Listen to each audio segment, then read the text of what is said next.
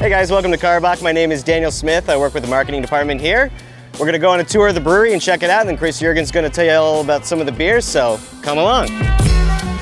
So we opened in 2013. We took over an existing brewing space. The brewery before us was basically a brew pub, so designed really to only serve beer here on premises, and we've kind of retrofitted the space into a production brewery. So what does that mean?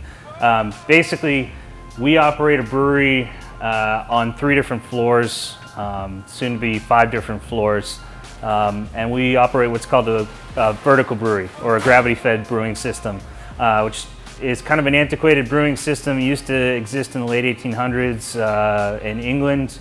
It uses gravity instead of pumps to move beer and wort from one place to the next. And so water, malt, which the major malt in beer is barley, but of course you can also have oat and wheat, rye, other kind of grains. There's hops. Hops are the sort of vegetative component. The leaf hops look like this. These are dried leaf hops. But we primarily use what are called pellet hops. They're the more efficient version of hops to use, and they provide the bitterness that balances the sweetness that comes out of brewing beer. Because nobody wants just a sweet beer, you want a balanced beer. And then finally, a very important component, yeast. Yeast is the microorganism that then ferments the beer. What does that mean? It means they take up the sugar that comes out of the malts and they turn it into alcohol, which you and I love, as well as carbon dioxide to give us that nice bubbly nature to it. Grow all of our own yeast here in house, which is pretty amazing. It's unique to us for sure. Not a lot of Texas breweries do that.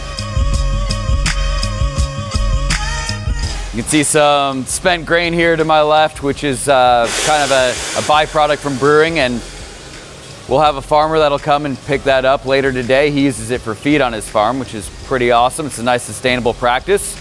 Gather all of our ingredients from the Czech Republic. We get our malts from various maltsters to basically replicate the beer styles from those regions. So when we get our malts, they come in these giant bags. These get hooked up and then they get sent through this sort of like conveyor belt that sends it over to our tanks. So we get these in pretty often. We go through a lot of beer. We go through a lot of our ingredients. We make huge batches. And it takes a lot of time. So after we've collected all the sugary wort, we move it to the kettle where it's then boiled. That boil is going to accomplish 2 things. It gives us an opportunity to add hops, which that's where all your bitterness is going to come from. It also sterilizes the wort so that nothing besides the yeast that we put into it will be growing inside of the beer. Now most of your beer is going to be either ale or lager. That's the type of yeast used to brew it. Ale yeast is a top fermenting yeast, which means it hangs out in the upper part of the tank. It enjoys a warmer temperature and therefore it ferments a little bit more quickly, about 2 to 4 weeks. So then here we've got our lagering tanks.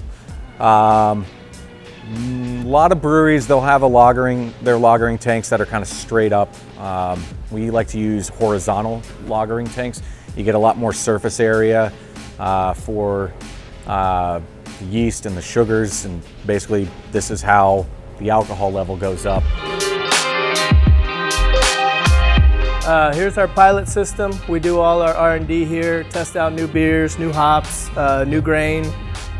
We make a lot of fun type of beers over here, available on tap in the tasting room. So over here we have the CFT Master Cantronic. This is one of our crown jewels, our can filler, and it spits out about 200 cans a minute.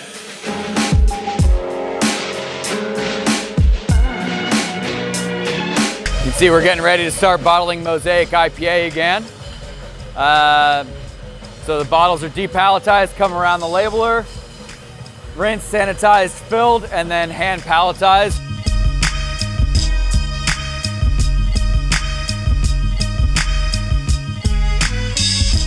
We're still a very manual packaging brewery, so every bottle, every can, every keg that comes out of here is touched by many people, which sounds a little perverse, but it's a very hands-on process. We're canning Axis right now, but we're also producing our variety 12-pack sampler.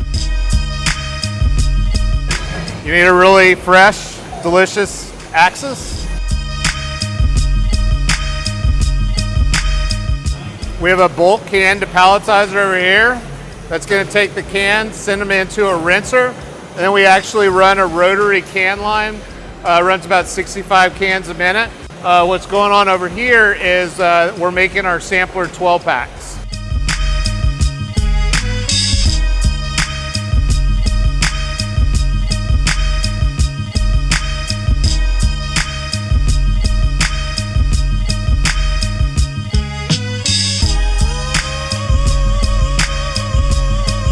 So you're in our cold conditioning room.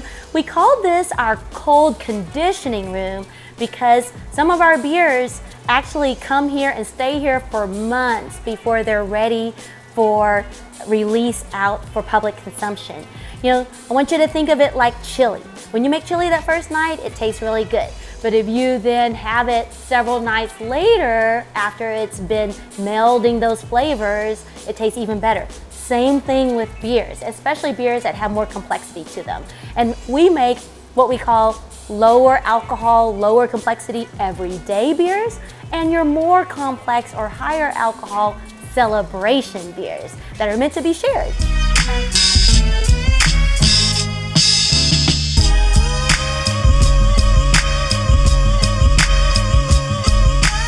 So we're at the end of our line. All of this beer is going out today. It's going out in 6-packs, 12-packs, slim kegs and big kegs. This goes to our distributor. Our then distributor will take it and load it onto their trucks, and it goes to bars and restaurants and things like that.